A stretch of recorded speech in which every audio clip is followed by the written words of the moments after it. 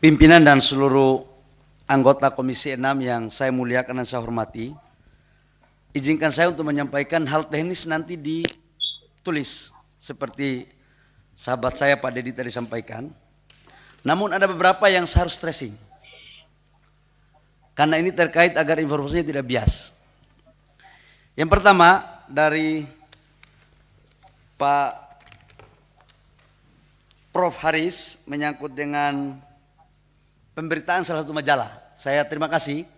Inilah bentuk kecintaan Prof kepada kami di Kementerian Investasi dan Satgas untuk membuka. Yang pertama saya mau sampaikan bahwa pemberitaan di salah satu media yang lewat podcast dan majalah itu sudah saya melakukan klarifikasi Pak Haris, dan majalahnya hari ini keluar.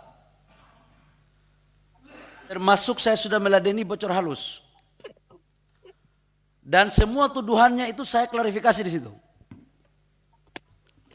Bahkan persepsi mereka terhadap Kepres nomor 1 tahun 2021 tentang Satgas tentang Satgas Percepatan Investasi, yang seolah-olah apa yang tadi disampaikan oleh Pak Haris, Satgas inilah yang memverifikasi 2078 IUP. Itu bohong besar. Akibat bohong itulah kemudian datanya rusak kayak begini. Dan saya sudah tantang mereka. Dan saya bawa itu ke Dewan Pers. Karena 2078 IUP bukan ditentukan oleh Satgas berdasarkan Kepres nomor 1. Tapi 2078 IUP itu adalah betul-betul hasil verifikasi, identifikasi yang dilakukan oleh Menteri SDM yang notabene-nya kader PDIP. Pak Haris boleh cek itu. Kalau itu saya salah, saya siap berhenti dari menteri. Enggak, fair aja. Enggak, saya kira Pak Menteri bukan kader PDIP, Pak. Oh, salah ya? Iya dong, kalau begitu cabut mohon maaf. itu. Saya pikir, ya saya cabut kata-kata Karena saya. kalau soal dibilang kader, nanti Bu Sri Mulyani juga dibilang kader, Pak Basuki dibilang kader. Saya mohon maaf lah, saya dengan mengucapkan Bismillahirrahmanirrahim, saya cabut kata-kata saya mohon maaf Pak Dedi. Kalau itu salah, kita fair, gentle. Jadi maksud saya adalah, teman-teman, bapak-bapak semua yang terhormat, kalau saya salah, saya akan bertanggungjawabkan itu. Saya fair. Tapi saya juga tidak setuju kalau informasi yang salah kemudian kita kembangkan. Yang kedua, tentang perusahaan Meta. Ini Prof. Darmadi, yang mulia guru saya ini juga. Prof, saya mau sampaikan. PT Meta itu adalah betul pemiliknya PT Bersama Papua Unggul. Dan saya beli itu tahun 2012. Di dalam klarifikasi saya dengan Tempo saya katakan bahwa saya belum saja jadi menteri, saya bukan pengangguran. Saya pun anak kampung. Dan saya mendapatkan IUP itu dengan membeli. Bukan hasil nego-nego. Bayar pajak. Pertanyaan berikut adalah kenapa dia tidak dicabut? Saya ingin menjelaskan di Tempo, di bocor alus itu juga sudah saya jelaskan belak-belakan di situ. Saya katakan bahwa syarat untuk mencabut IUP yang ditetapkan oleh Kementerian SDM yang seperti apa yang saya sampaikan tadi terkecuali apabila ada IUP yang tidak beroperasi akibat tidak ada RKAB, tapi karena memang IPPKH-nya belum ada, itu nggak bisa kita cabut. Andaikan pun kita cabut, kita harus pulihkan, karena itu zolim namanya. Karena pengusaha punya hak untuk mengajukan IPPKH, tapi kalau IPPKH-nya nggak dikasih oleh pemerintah, mau masukkan penjara itu pengusahanya. Dan saya kembalikan itu. Dan tidak hanya Meta, dan Meta itu sudah mengajukan IPPKH sejak 2015, 2016 belum keluar, dan di 2022 itu baru keluar IPPKH-nya. Dan sekarang udah mulai bekerja. Jadi di mananya? Kalau itu membawa di pengadilan di Belanda dan di Den Haag pun, saya berani mempertanggungjawabkan itu. Itu pertama. Yang kedua. Yang ketiga tentang Perpres 70. Yang diasumsikan seolah-olah bahwa Bahlil membagi-bagi IUP. Kalau ini ada bahasa bocor halusnya nih. Kalau rakyat miskin dikasih bansos, masyarakat elit dikasih IUP. Ini kan bohong besar sekali. Belum ada itu pembagian IUP berdasarkan Perpres 70 itu. Dan saya sudah klarifikasi itu di bocor alus. investigasi seperti apa yang teman-teman lakukan ini? Belum ada sama sekali yang dibagi. Yang ada seuzon aja bawaannya. Jadi Pak, mohon maaf, belum ada. Yang mulia, belum ada sama sekali yang dibagi. Sedikit pun. Biar clear ini. Jadi apa yang disampaikan itu. Yang kedua, bagaimana mengaktifkan. Kan yang di Tenggarai itu, Pak Haris, itu adalah iup nikel. Bahkan bau amis. Mungkin karena saya orang Papua jadi badan saya tidak sewangi mereka kali. Saya sampaikan mereka di situ dan di keputusan Dewan Pers, Pak Prof, itu memang dijatuhi sanksi untuk meminta maaf kepada saya sebagai penggugat. Melanggar pasal 1. Dan teman-teman media pasti ngerti pasal 1 isinya apa. Termasuk substansi. Jadi kenapa harus kita perdebatkan sesuatu yang sudah dimaafkan? Minta maaf kan berarti salah dong. Kalau hari ini kita masih mengkorek-korek itu, mari kita diskusi kepada sesuatu yang salah. Dan bapak-bapak semua mengajarkan saya untuk berbicara sesuatu kebenaran. Jadi saya nggak mau tanggapi itu lagi gitu loh. Yang berikut, menyangkut isu ada UPT. Saya udah tanyain ini semua anggota Satgas saya. Jauh hari sebelum bocor alus keluarkan itu dan tulisan media itu, saya sudah, mereka wawancara saya doorstop. Saya katakan kalau ada yang seperti itu laporkan kepada aparat penegak hukum. Agar kita tidak terprovokasi dengan isu. Laporkan saja. Itu pun mereka tidak laporkan. Pemberitaan ada karena menyangkut dengan nama baik institusi yang saya pimpin dan menyangkut pribadi saya laporkan ke Barreskrim. Pak, kalau saya melakukan itu Pak, berpikir 70 kali lipat kali melaporkan itu Pak sendiri Pak. Dan saya minta kepada majalah itu, ayo bantu saya kita laporkan ini. Enggak media, kalau itu kan LSM Pak, saya enggak perlu tanggapi LSM karena itu dua hal yang berbeda. Kalau LSM itu kan membongkar, seolah-olah menggurita bisnis saya. Gagah juga saya Pak, ternyata punya banyak pengusaha, punya banyak perusahaan juga ternyata. Oh, perusahaan halal kenapa saya harus malu Pak? Terkecuali saya maling Pak. Kenapa harus aneh-aneh? Jadi saya ingin Ibu Lulu yang saya muliakan, mohon maaf Bu. Saya kalau terkait dengan urusan ini Bu, kalau itu betul saya melakukan pelanggaran, saya siap untuk bertanggung jawab.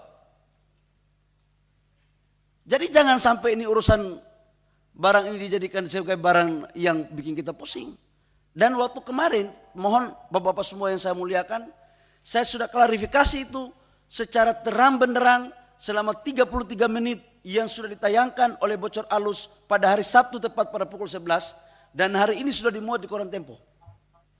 Sebagai bentuk pertanggungjawaban moralitas saya untuk mengeksekusi dan menjalankan rekomendasi dari Dewan Pers untuk menjelaskan hak jawab secara proporsional. Jadi apalagi yang saya harus perdebatkan.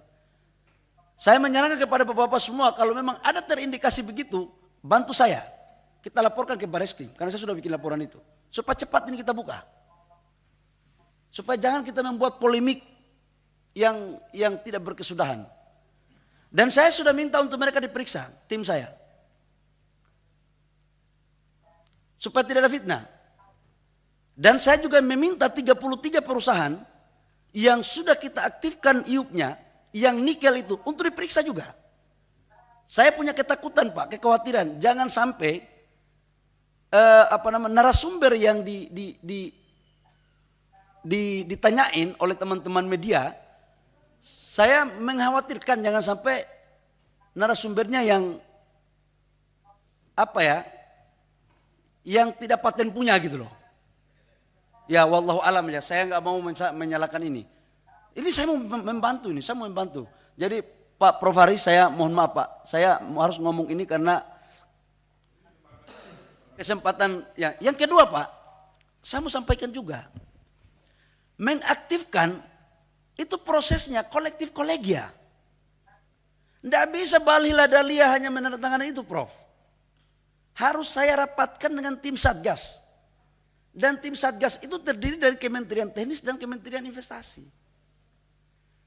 Kalau teman-teman Kementerian Investasi teken memulihkan, sementara Menteri Teknis nggak bisa barang itu. Begitupun sebaliknya. Jadi harus kolektif kolegia, pleno. Keliru lagi itu media yang berbicara itu. Makanya di dalam penjelasan saya di 33 menit, itu runtut dan semuanya jelas. Gitu loh. Tapi saya menghargai media ini penting untuk kita tetap dorong sebagai kontrol. Kalau tidak nanti kita kebablasan juga. Tapi apa boleh buat? Ini kan sudah jadi bubur ayam kita gara-gara informasi itu kan. Tapi saya sering kata sama teman-teman. Boleh jabatan harta diambil tapi jangan korek harga diri saya. Saya kejar sampai lubang batu. Jadi saya minta kita semua ini punya martabat semua. Kita punya kehormatan semua. Jadi jangan kita menari juga di atas kehormatan teman-teman yang lain. Dan saya harapkan untuk kita sama-sama menjaga. Itu mohon maaf. Sebagai anak kampung punya prinsip hidup itu. Dan saya sudah ngomong kemarin di teman-teman media. Saya pikir itu Pak, sekedar klarifikasi, saya mohon maaf. Saya tidak bermaksud untuk suara saya besar, karena memang saya orang Papua suaranya besar. Udah biasa teriak di kebun-kebun kan, di laut-laut, jadi kalau tidak terlalu keras tidak kedengaran begitu. Tapi saya terima kasih kepada Bapak-Bapak semua atas pertanyaan sehingga Tapi saya izin Pak Menteri, untuk dari tadi sering banget nyebut saya Papua, tapi dalam artian yang tidak terlalu positif. Jadi ke depan jangan gitu dong, nggak enak kita. Tadi soal bau badan lah apa, saya kira enggak lah, ya janganlah. Karena tadi diangkat bau amis soalnya kan. Ya justru itu kan nggak boleh juga dikaitkan sama orang Papua Pak. Enggak, maksudnya saya. Iya saya tapi nggak baik kalau menurut saya. Anggap saja itu diri saya yang dianggap bau Ya amis. gitu aja. Ya. Jangan Tapi bilang karena saya orang Papua gitu loh. Seolah-olah kita ini musuh orang Papua nanti nggak enak. Enggak. Itu Ya. saya katakan bahwa saya dari Papua. Yang mereka tuduh saya itu kan seperti itu. Kalau Bapak mau bawa-bawa nama Papua, sebutlah dengan kebanggaan Pak. Maksud saya begitu. Jadi jangan terkesan kita ini orang-orang yang tidak. Enggak, banyak juga saudara-saudara saya yang baik Pak Dedi. Tapi maksud saya begini Pak Dedi. Ini media ini juga kita harus kasih pelajaran.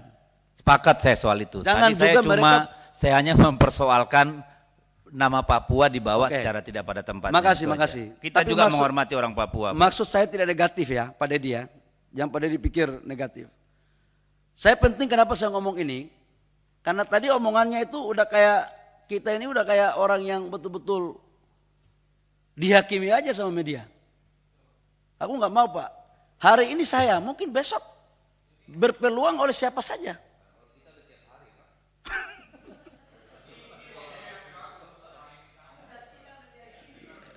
Enggak, ini kan udah clear Bapak klarifikasi. Ini kan di dalam ruang sidang, ini kan pertama kali Bapak ngomong ini. Ya. Gitu. Jadi gitu Prof. Jadi sekarang udah clear, sudah mereka minta maaf dan saya juga sudah maafkan, nggak ada masalah. Tapi proses hukumnya tetap berjalan agar tidak ada dusta di antara kita. Demikian Pak. Saya untuk mengungkap dugaan itu, ya dugaan itu. Bukan medianya yang saya proses, ya enggak. Dugaan yang media tulis itu, yang kita proses agar terang benderang, kalau enggak akan menjadi fitnah terus. Secara politik Prof paling ahli politik. Saya tidak. Oke, cukup, saya rasa cukup lah.